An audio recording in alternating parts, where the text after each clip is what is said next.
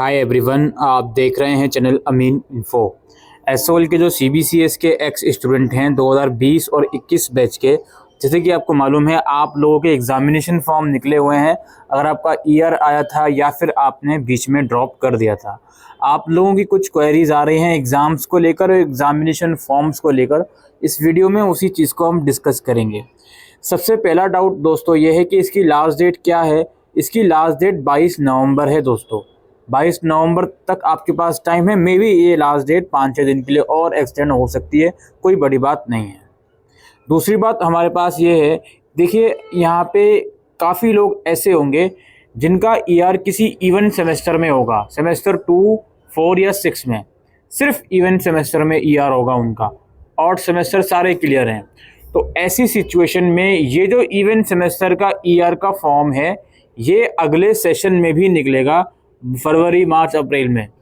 ये बात इसलिए बताई जा रही है क्योंकि इसमें ऐसे बच्चे भी हो सकते हैं जिन्होंने रिवोल्यूशन के लिए अप्लाई करा हो या एब्सेंट वाली प्रॉब्लम का इंतज़ार कर रहे हो सही होने का। तो इसलिए बताया जा रहा है कि इन इवेंट सेमेस्टर में सिर्फ ईआर है अगर, तो इसके फॉर्म बाद में भी निकलेंगे।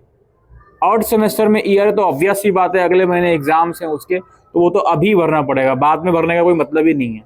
ठीक है, ये बात है। अच्छा, इवेंट सेमेस्टर के फॉर्म सर अभी भर दें, बाद में भरने का इंतजार करें? भाई मैंने बता दिया बाद में भी निकलेंगे। अब ये आपकी मर्जी है, आप अभी भरो बाद में भरो, ये आपकी मर्जी है। रिवोल्यूशन के लिए अप्लाई करा हुआ है, बाद में ठीक हो गया तो बाद में फॉर्म भरने की जरूरत ही नहीं पड़ेगी, जब अगर क्लियर हो गया तो इस चीज़ों को भी आपको ध्यान में रखना है। इसके बाद हमारी बारी आती है डेट शीट की। देखिए इसी लिंक पर आप जाओगे ना, तो यहाँ पर सहूलियत के लिए आपको डेट शीट का लिंक दिया हुआ है। यहाँ जाइए, यहाँ दिसंबर 2024 में जाइए, और जो आपकी डेट शीट है वो सीबीसीएस वाली होगी। सीबीसीएस ये वाली, सोल सेमेस्टर सीबीसीएस। तो ये आपकी डेट शीट है। इस डेट शीट में आप डाउनलोड करके इसी के अकॉर्डिंग आपके एग्जाम्स होंगे। डेट शीट की डिटेल वीडियो हमने ऑलरेडी बना रखी है, लिंक आपको डिस्क्रिप्शन बॉक्स में मिल जाएगा। ये डेट शीट की चीज़ें क्लियर हो गई। अब इसके अलावा कुछ ग्लिचेस बच्चे फेस कर रहे हैं एग्जामिनेशन फॉर्म में। ग्लिचेस क्या है सर? हम फॉर्म को लॉगिन करते हैं, फीस पेमेंट के लिए जाते हैं तो एरर आ जाता है।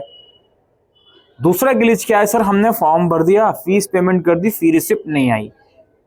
तो देखो, अगर फीस पे करे हुए 4 से 5 वर्किंग डेज हो गए हैं, फी रिसिप्ट नहीं आई, ना तो रिफंड आ रहा, तो कैंपस चले जाइए सीधे, और कोई दूसरा ऑप्शन नहीं है। इसके अलावा एक और मेजर डाउट आ रहा था, और ये सभी बच्चों का है, कि सर हमारी जो फी रिसिप्ट है, हमारा जो स्टूडेंट डैशबोर्ड है, ये कंटिन्यू टू वेबसाइट में जाके जो स्टूडेंट डैशबोर्ड आता है, यहाँ पे फी रिसिप्ट नहीं आ रही। तो अभी दोस्तों इस सेशन में आपका जो एक्स स्टूडेंट का एग्जामिनेशन फॉर्म है, आपके डैशबोर्ड में नहीं आया, अलग से आया है एग्जामिनेशन फॉर्म इस वाले लिंक पर, तो फी रिसिप्ट भी जो है वो इसी लिंक पर आएगी फिलहाल। ठीक है, इसी लिंक पर फी रिसिप्ट आ रही है फिलहाल। डैशबोर्ड में किसी भी बच्चे की फी रिसिप्ट नहीं आ रही। और ये बात मैं पहली बार नहीं, 2 वीडियोस में पहले भी समझा चुका हूँ, क्योंकि काफ़ी लोग ये बोलते हैं कि तुम रिप्लाई नहीं करते, but they don't want to watch videos, they want immediate respond. तो प्लीज़ ऐसा मत कीजिए, आपके लिए ही वीडियोस बनाई जा रही हैं। कंप्लीट वीडियोस देख लीजिए, सारे डाउट्स आपके क्लियर होंगे। ठीक है, तो ये फी रिसिप्ट हो गया, लास्ट डेट हो गया, फॉर्म के अंदर ग्लिचेस हो गया, इन सब के डाउट मैं इस वीडियो में क्लियर करने आया था।